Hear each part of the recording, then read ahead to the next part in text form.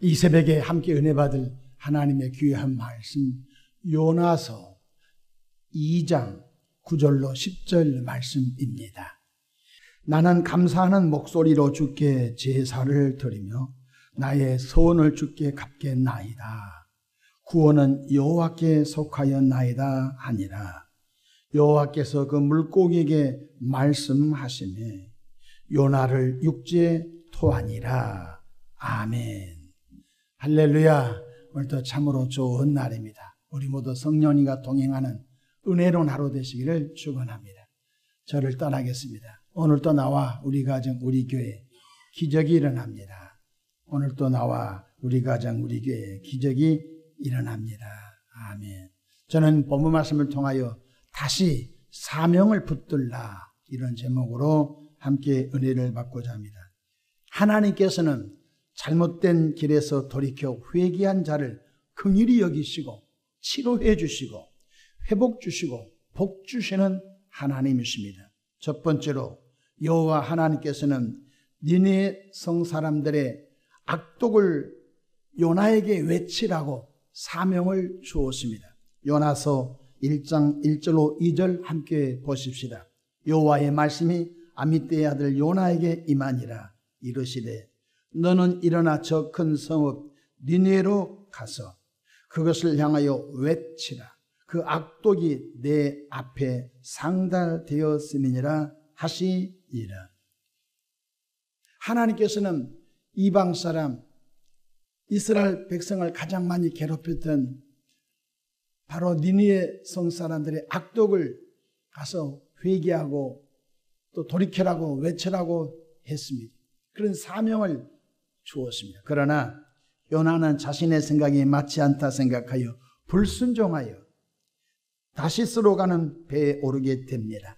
요나서 1장 3절 말씀 같이 보십시다. 그러나 요나가 여호와의 얼굴을 피하려고 일어나 다시스로 도망하려 하여 욥바로 내려갔더니 마침 다시스로 가는 배를 만난지라. 여호와의 얼굴을 피하여 그들과 함께 다시스로 가려고 뱃삭을 주고 배에 올랐더라. 하나님은 다시스로 가란 말을 하지 않았습니다. 하나님은 니느웨에 가서 악독을 외치라고 했던 것입니다. 그런데 요나가 다시스로 가는 배를 타서 축복을 받았습니까? 어떤 일이 있었죠? 요나는 큰 어려움을 당하여 마침내 제비 뽑혀 바다에 던져짐을 당하게 되었습니다. 성경에서는 축복받은 주인공들의 공통점이 바로 이해가 안 돼도 순종한 사건, 자기에게 손해가 나도 순종한 사람들에게 하나님은 하나님의 방법으로 복을 나리시고 기적을 행하신 것을 믿으시기를 바랍니다. 어느 날 여호와 하나님께서 100세의 이삭이라는 아들을 얻은 아브라함에게 이렇게 말씀하셨습니다. 너는 모리아산 정상에 그 아들 100세에 얻은 하나밖에 없는 독자 이삭을 데리고 가서 번제로 바치라고 했던 것 이해가 됩니까?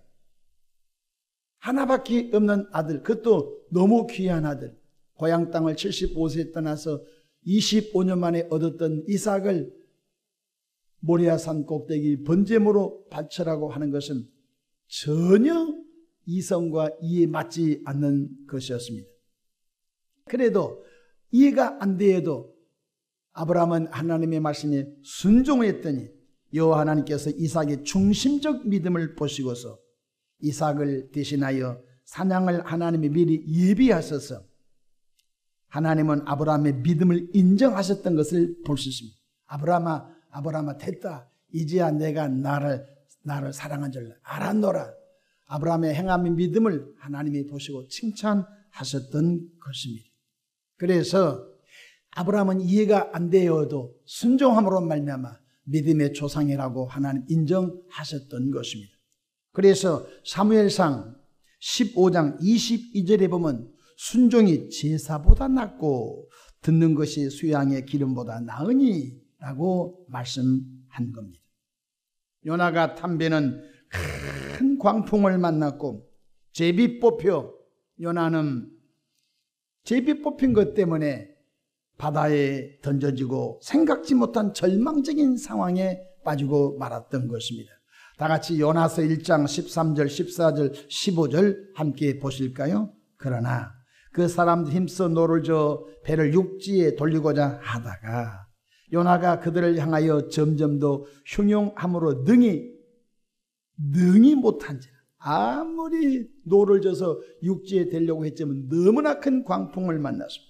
14절 무리가 여호와께 부르짖어 이르되 여호와여 구하고 구하오니 이 사람의 생명 때문에 우리를 멸망시키지 마옵소서. 무죄한 피를 우리에게 돌리지 마옵소서. 주 여호와께서는 주의 뜻대로 행하심이니라 하고 요나를 들어 바다에 던지매 바다가 뛰노는 것이 곧 그친지라. 놀란 일이죠. 문제의 사람, 불순종의 사람을 그 배에서 바다에 던져버리자 무슨 일이 생겼습니까? 광풍이 잔잔하고 놀란 일이 일어나게 된 것입니다.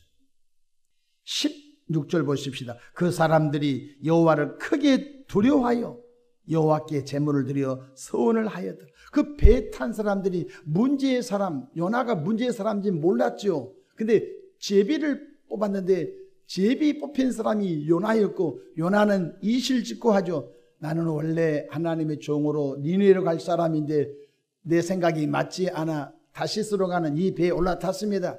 내가 문제의 사람이니까 나를 저 바다에 던져버리면 풍랑이 잔잔할 것입니다. 그리고 배에 탄 많은 선원들이 요나를 던져버렸습니다. 무슨 일이 생겼습니까? 큰 물고기 뱃속에서 요나는 밤낮 3일 동안 갇혀서 철저하게 회개한 사건이 2장에 나온 사건인 것입니다. 1장 17절 말씀 보십시다.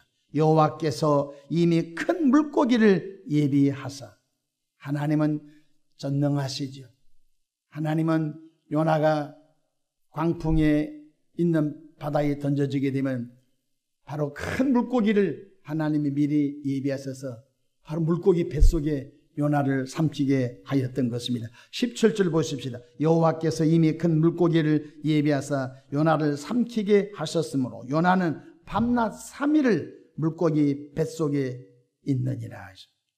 요나는 캄캄한 큰 물고기 뱃속에서 철저히 하나님의 뜻을 저버리고 자신의 생각대로 불순종한 과거를 생각하며 철저하게 회개합니다. 그 회개하는 회개 기도가 2장에 나와 있습니다.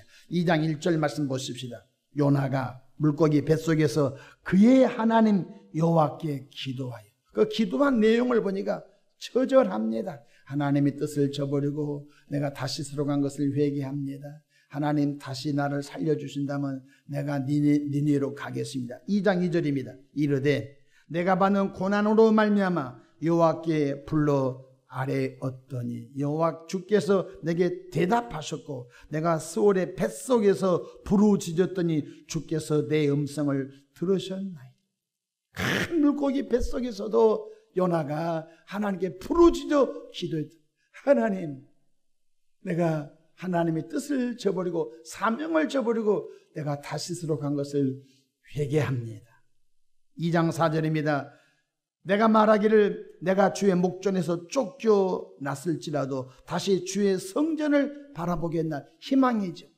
내가 내 뜻대로 가버렸지만 다시 한번 살려주신다면 내가 주의 성전을 바라보겠나이다. 하나님의 은혜를 사모합니다. 그 뜻이지요. 그러면서 요나가 9절에 오늘 본문 말씀에 감사하지요.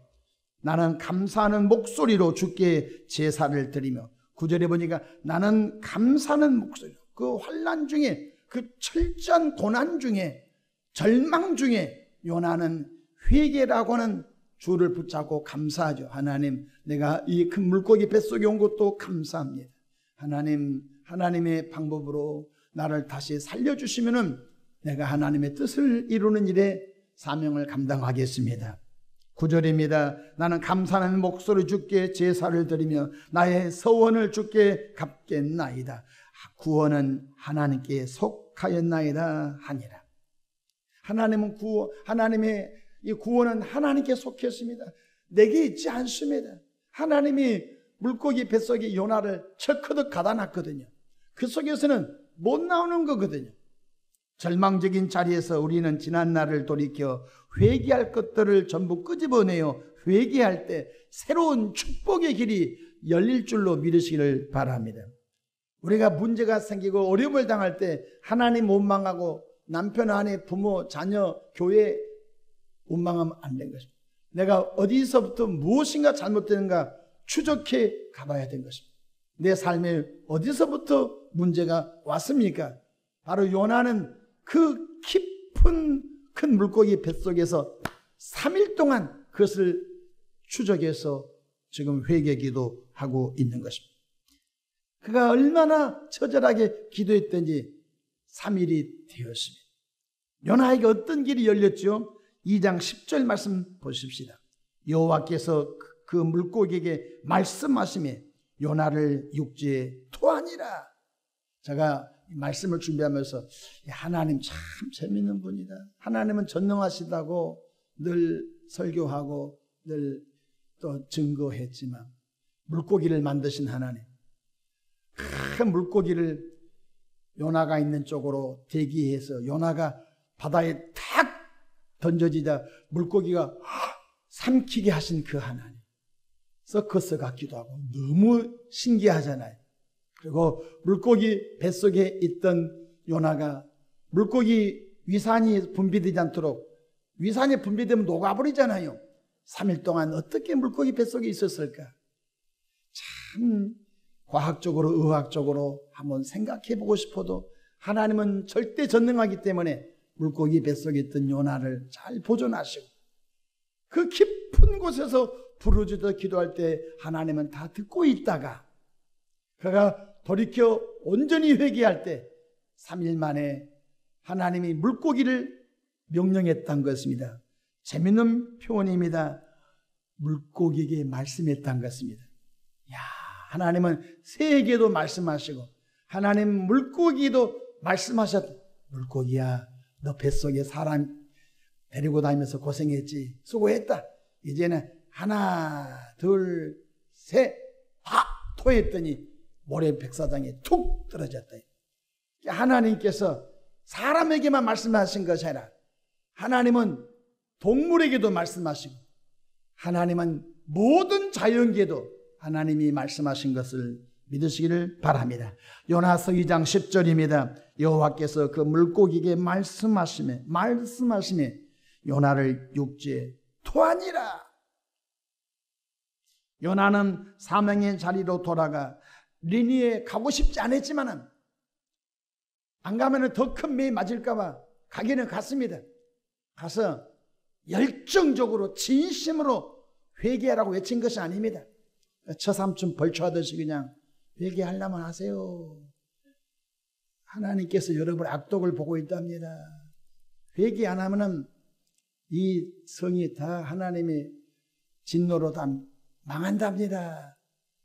그래서 속으로는 안 됐으면 좋겠어요. 에이, 안 됐으면 좋겠어요. 그런데 슬렁슬렁 대충 외치고 다녔더니 이 백성들이 왕으로부터 온 백성들이 막 가슴을 치면서 회개하죠.